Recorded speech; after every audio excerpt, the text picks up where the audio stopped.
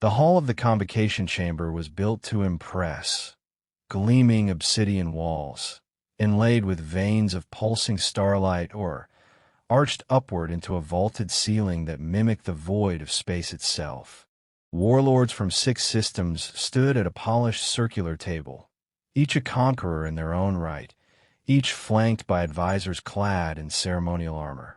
They were monsters by most human standards, tusked, scaled, armored, or horned. But here, among each other, they were peers, rivals, certainly, but aligned in one belief. Humanity was soft. Talkers, traitors, not warriors. Elias Cade entered alone. No guards, no translator, no retinue.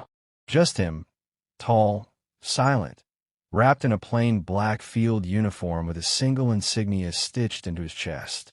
A stylized skull, silver on charcoal, surrounded by an angular crest no one immediately recognized. He walked without ceremony to the center of the chamber, unbothered by the surrounding mass of alien warriors. His eyes swept once across the gathered faces, cool and unreadable, then returned to stillness. He didn't speak. Not yet. T'Traga, the Krogar brute whose territory spanned 3 moons and 2 asteroids, stepped forward, voice thick with contempt.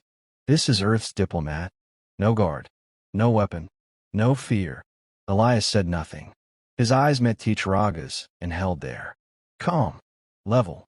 T'Traga barked a laugh and turned to the others. They insult us.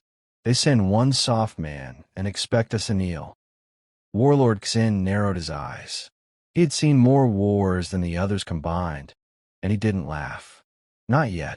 Let him speak, he said quietly. Elias nodded once, and finally broke his silence. His voice was smooth, without inflection. I come bearing Earth's final offer. Final, scoffed another warlord, a tall insectoid creature with obsidian eyes. Your kind barely holds half your outer colonies. You're in no position to dictate anything. Elias didn't flinch. You misunderstand. This is not a negotiation. The words hung in the air, sharp and still. Xin gestured toward the center table. Then explain. Speak plainly. Elias tapped a small projector clipped to his belt. A glowing map burst to life above the table, displaying sectors, territories, and recent battlefronts. Every faction represented in the chamber was highlighted in red. Earth's holdings were blue, smaller, but dense and fortified. Our intelligence confirms your fleets are gathering for a joint offensive into Terran space, Elias said. We offer a counterproposal. Immediate cessation of all hostile expansion. Recognition of current borders. Establishment of neutral trade corridors. You call that peace? T'Traga said, sneering. You call that survival? I call that mercy, Elias replied. The table erupted in a chorus of snarls, clicks, and growls. Even the air vibrated with rising hostility. Only Xin remained unmoved, his gaze fixed on the insignia stitched into Elias's chest. It was unfamiliar, yes, but it stirred something.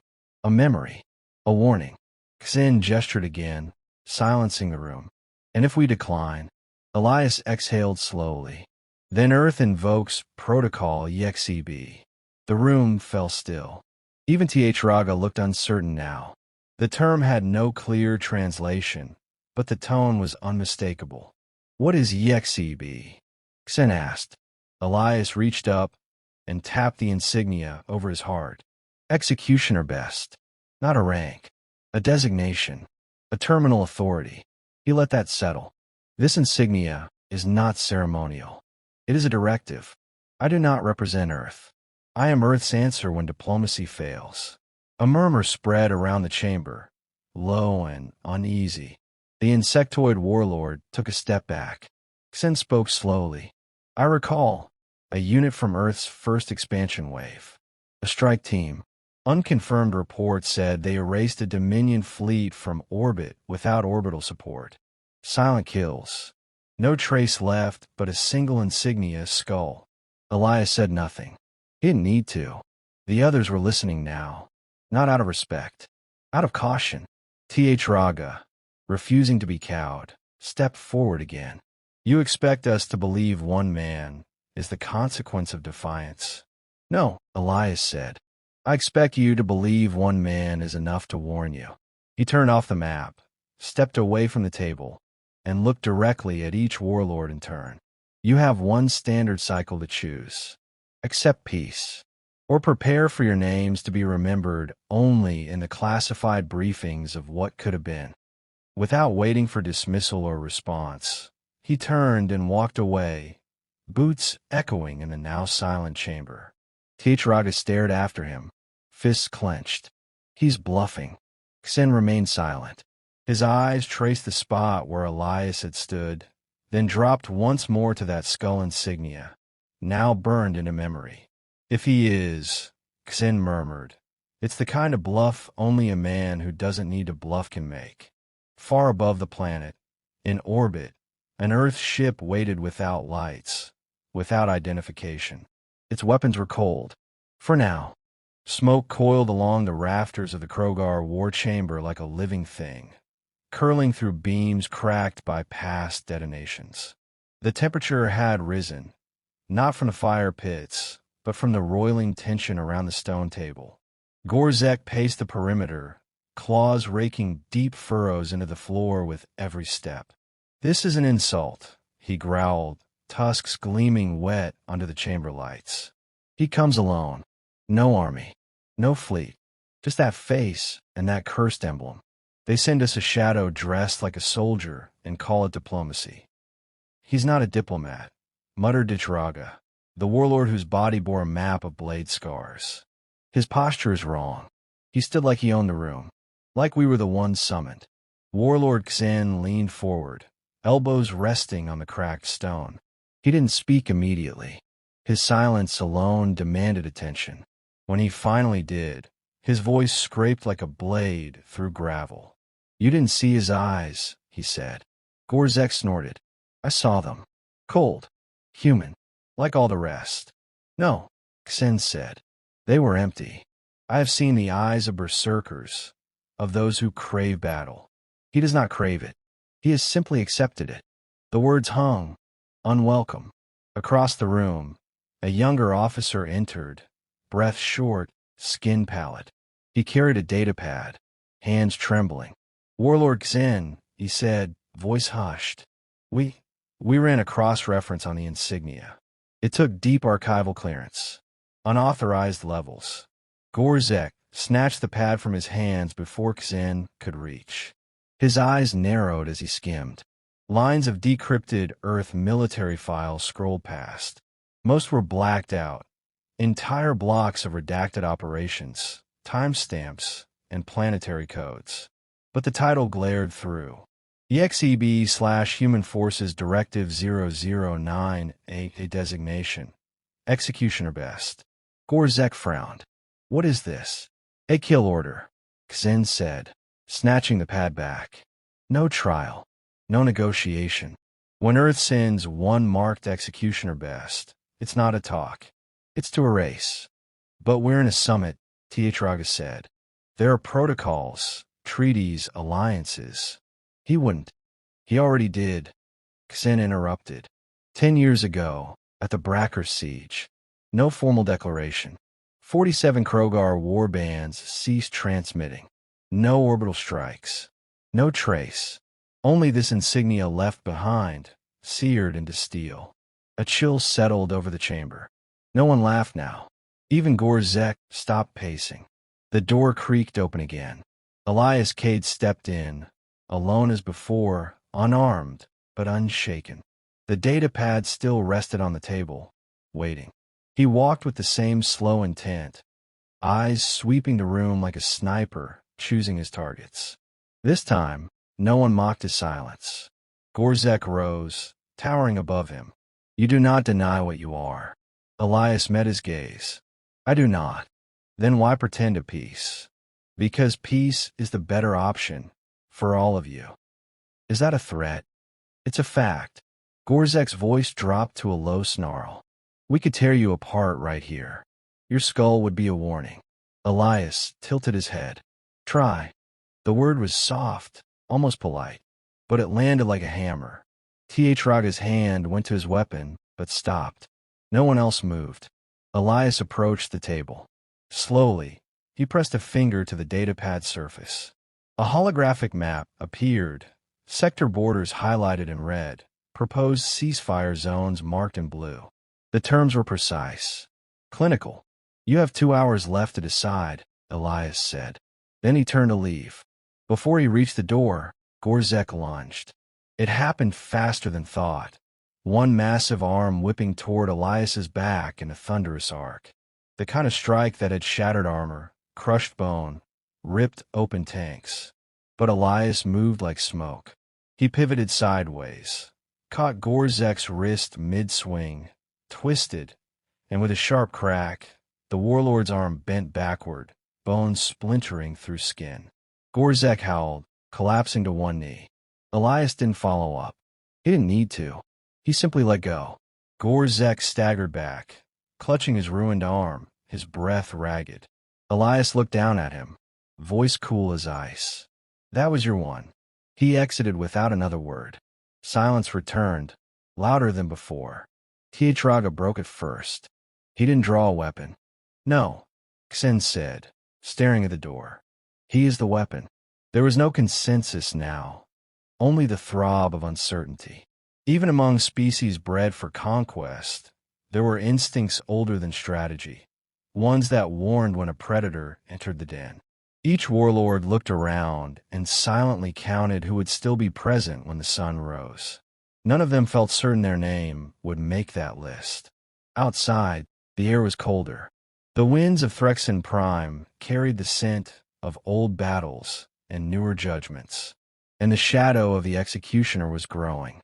The transmission chamber was buried deep beneath the Krogar compound, protected by 6 layers of durasteel and biometric gates. Only those with bloodline access could enter, and even then, only in the company of a warlord. It was there that Warlord Xen watched the ancient footage play. The hologram flickered in dull blue, shaky and grainy.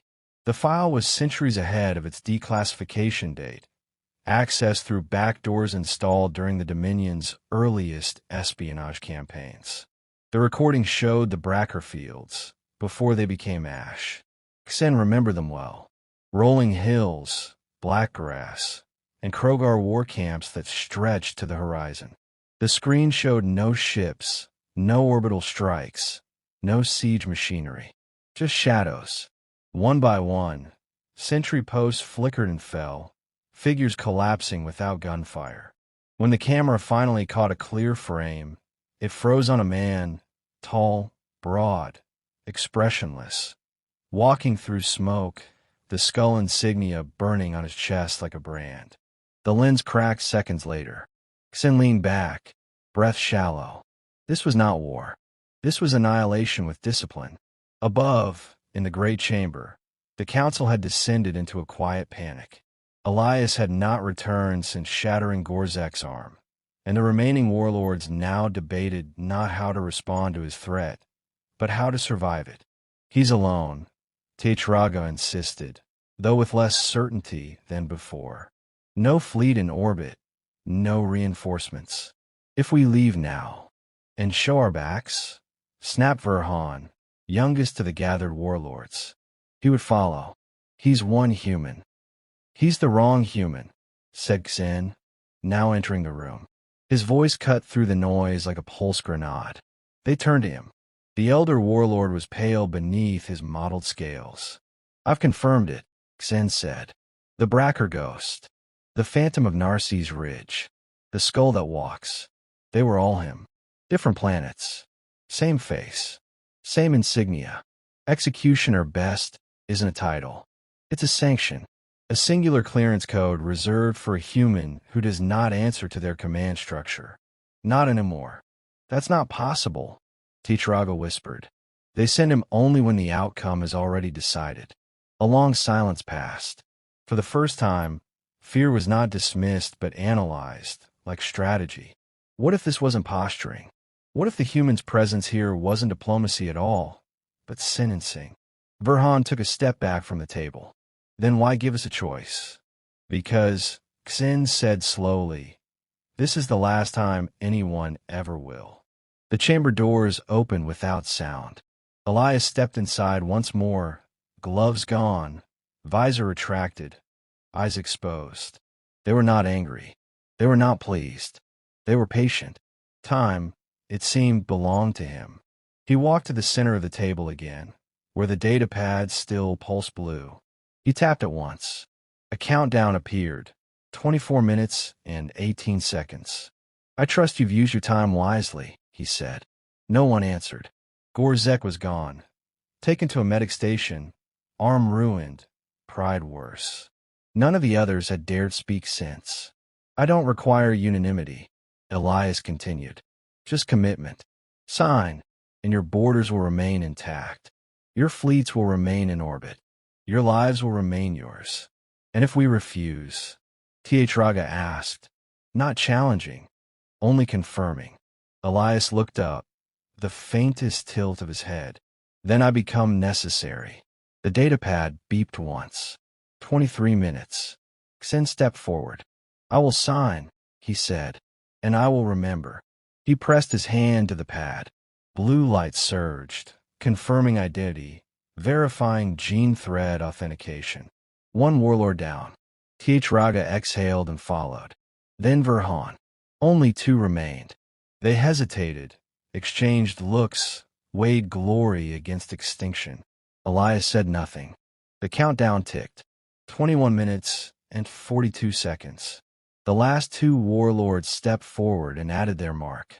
The datapad sealed, projecting a quiet chime of finality. Good, Elias said. You've chosen wisely. He turned to leave again. No dramatics. No final warning. Wait, Xin called. Why the insignia? Why were the skull if you wanted peace? Elias paused at the doorway. Because fear clarifies intent. And I needed you to see clearly. He left them with that. Outside, the wind stirred the dust into coils. The skies rumbled, but there was no storm. Just an echo of a judgment that could have been, and now, mercifully, would not. But deep in the minds of every warlord who'd signed a treaty, the image of the skull burned brighter than any banner. The transport that carried Elias Cade away from Threxen Prime was silent, its hull coated in radar-diffusing alloys and spectral camo. It wasn't meant to be seen, only remembered, if one survived the encounter. As it ascended, slicing clean through the planet's upper atmosphere, Elias remained still, seated, staring into the middle distance with the same composed detachment that had unmade warlords. The onboard AI spoke with a voice like falling snow. Treaty ratified. Sector 14 secured. Standing by for next directive. He didn't answer at first. The silence inside the ship was familiar, almost sacred. After a moment, he spoke without looking at the screen. Any response from command? Negative, the AI said. Mission classified. Authority retained under Directive EXEB. You remain autonomous. He closed his eyes, not from fatigue, but something deeper. A weariness carved not from days of conflict, but from decades of being what others feared to become.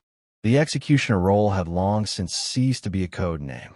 It had become a condition, an inevitability. He was the war after diplomacy, the sentence after the warning. Yet he still offered the warning. Below, on Threxen Prime, the warlords emerged into a sunless morning.